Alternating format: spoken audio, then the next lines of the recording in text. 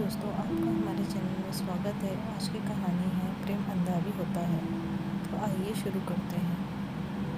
एक लड़का था, वह काफ़ी गरीब था। उसके पास ना तो कुछ खाने को था और ना ही रहने को घर था। वह अपने दोस्त के घर रहा करता था। उसने एक छोटी सी कंपनी में पेंटिंग का काम भी शुरू कर दिया था, लेकिन धीरे धीरे उसके पास काफ़ी पैसे भी जमा हो गए थे। बाद में वह काफ़ी धनी भी हो गया, लेकिन अभी भी उसके अंदर कुछ कमी का एहसास होता था। जब वह छोटा था तभी उसके माता पिता इस दुनिया से चले गए थे। उसने कभी प्रेम को नहीं जाना था। एक दिन जब वह अपने किसी काम से बाहर गया तो उसे एक लड़की दिखी जो कि काफ़ी अच्छी और खूबसूरत थी। उसको देखते ही इस लड़के को उस लड़की से प्रेम हो गया। वह काफ़ी देर तक उस लड़की को देखता रहा। कुछ देर बाद वह लड़की वहाँ से चली गई। कुछ दिनों तक यह लड़का उस लड़की को खोजता रहा, लेकिन वह लड़की ना मिली। लेकिन नीति ने उस लड़की से इस लड़के को मिला ही दिया। वह लड़की इस लड़के के घर काम की तलाश में आई थी। लड़के ने लड़की को तुरंत घर के काम के लिए रख लिया। जब वह लड़की इस लड़के से मिलने आई थी तो उस समय लड़का कुछ शब्द भी साफ से नहीं बोल पा रहा था, जिससे लड़की को लगा कि यह लड़का गूंगा है। लड़का भी जान गया था कि यह लड़की हमें गूंगा समझती। इसके साथ ही यह लड़की समझ गई थी कि यह लड़का इस घर का नौकर है, ना कि मालिक है। अब जब भी यह लड़का उस लड़की के पास जाता तो गूंगा बन जाता। धीरे धीरे वह लड़की इस लड़के पर काफ़ी रहम खाने लगी। अब उसे इस लड़के की लाचारी पर प्यार होने लगा।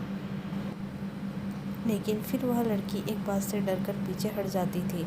इस लड़की के भी माता पिता बचपन में ही मर चुके थे। इस लड़की को इसके चाचा ने पाला था और वह चाहता था कि अब जब तक जिंदा रहे यह लड़की उसके खाने पीने का पैसा दे। लड़की का प्रेम हद से भी बाहर जाने लगा। लड़के के एक खांसी पर भी वह लड़की दौड़कर उस लड़के के पास पहुंच जाती थी। अब लड़का भी समझ गया कि इस लड़की को मुझसे प्रेम हो गया है। लड़का भी बहुत ज़्यादा उस लड़की से प्रेम करता था। उसने पहले लड़की के बारे में सब कुछ पता किया। जब उसे पता चल गया तो वो बहुत रोने लगा, क्योंकि उसने गूंगे होने का झूठ बोला था। लड़की अपने सैलरी में से लड़के की इलाज करवाने को कहती थी। एक दिन सुबह ही उस लड़के को पता चला कि वह लड़का हॉस्पिटल में भर्ती है। वह दौड़ते हुए जब हॉस्पिटल में पहुंची तो उसने देखा कि लड़का बेड पर बेहोश पड़ा है। उसके आसपास काफ़ी मशीन लगी हुई थी। जब लड़की डॉक्टर के पास पहुंची तो वहां पर डॉक्टर ने उसे बताया कि लड़का अब बोल नहीं सकता।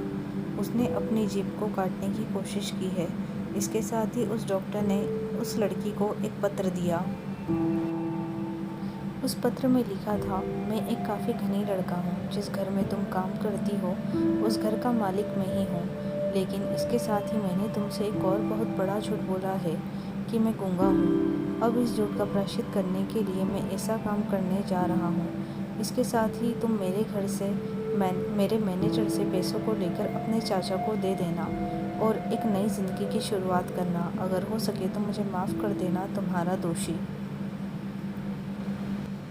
इस पत्र को पढ़ने के बाद उस लड़की के आँख आंसू से भर आए। वह दौड़ते हुए मंदिर में गई। उसने भगवान के सामने कसम खाया कि जब तक वह लड़का बोलने नहीं लगता तब तक वह कुछ नहीं खाएगी, भले ही वह मर क्यों न जाए। इधर डॉक्टर भी उस लड़के का इलाज कर रहे थे। ईश्वर ने दोनों के मन की बात सुन ली और अब लड़का बोलने लगा, लेकिन वह अपनी याददाश्त को खो गया। अब उसे कुछ भी याद नहीं था। अब इसके बाद वह लड़की ने उसकी याददाश्त के लिए काफ़ी कुछ किया, लेकिन याददाश्त नहीं आ सकी। इसीलिए कहते हैं, अगर प्रेम की नींव को झूठ पर रखा जाए तो वह गिर ही जाता है।